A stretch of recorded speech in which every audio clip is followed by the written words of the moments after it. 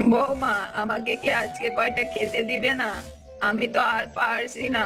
বেলা তো দুপুর গড়িয়ে যেতে লাগলো গো। হ্যাঁ হ্যাঁ, আমি তো আপনার জন্য সব সময় খাবার সাথে নিয়ে ঘুরছি। আপনার মতো মানুষ যার বাড়িতে আসে তার জীবনে কোনো শান্তি নেই। সারাদিন তো একটাও কাজ করলেন না, শুধু তিন বেলা পেট পুরে খাওয়া আর ঘুমানো। এসব তুমি কি বলছো বৌমা?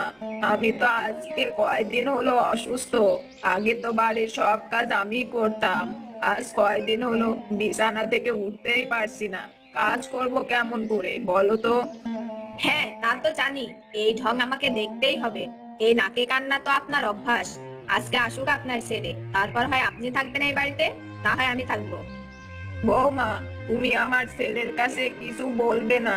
আমি কাল থেকে আবার কাজ করব।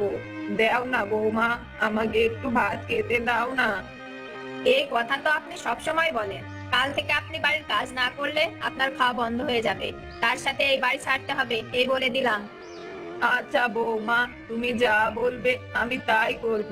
তুমি রাগ করে না। দাও না আমাকে একটু ভাত এনে। দিচ্ছি দিচ্ছি।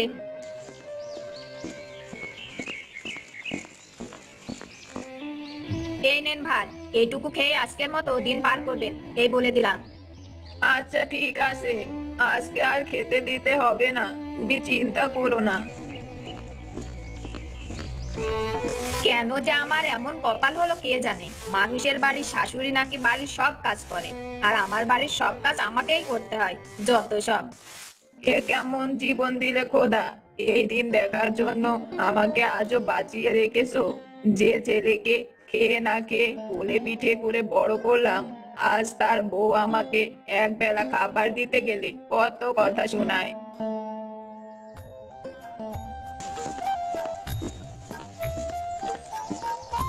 মা, ও মা, আমাকে ভাত দাও না। আমার তো খুব ক্ষুধা লেগেছে। হ্যাঁ হ্যাঁ, দিচ্ছি। আমার তো আর সারাদিন কোনো কাজ নেই, সারাদিন এক একজনের খাবার খাওয়ানোই আমার কাজ। ও মা, দাদি কোথায়? দাদি কি বাড়িতে নেই নাকি? ও মা, কি হলো, কথা বলছো না কেন? এই কেন রে? তোর দাদিকে তুই কি করবি?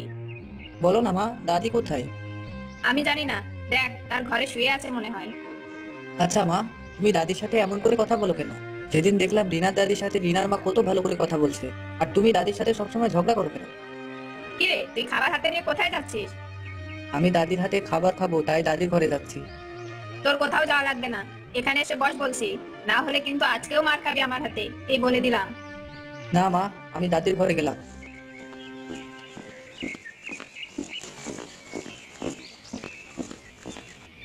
দাদু ভাই, তুমি আমার ঘরে কেন এসেছো? তোমার মা দেখলে তো খুব রাগ করবে। যা বলে বলুক না দাদি, আমি আজকে তোমার হাত দিয়েই ভাত খাবো। ও দাদি, দাও না, আমাকে একটু ভাত খাইয়ে দাও না। কিন্তু দাদু ভাই, তোমার মা দেখলে তো অনেক রাগারাগি করবে। তুমি বরং তোমার মায়ের কাছে গিয়ে বলো তোমাকে খাইয়ে দেবে। না দাদি, কিছুই হবে না। আর আমি মায়ের হাতের খাবার খাবো না। মা তোমার সাথে শুধু ঝগড়া করে, এটা আমার একদম ভালো লাগে না। দাও তো, তুমি আর কথা বলে না, আমাকে একটু খাইয়ে দাও। আচ্ছা দাদু ভাই, তুই এখানে বস। দে, খাবারের প্লেটটা আমাকে দে। এই নাও দাদি।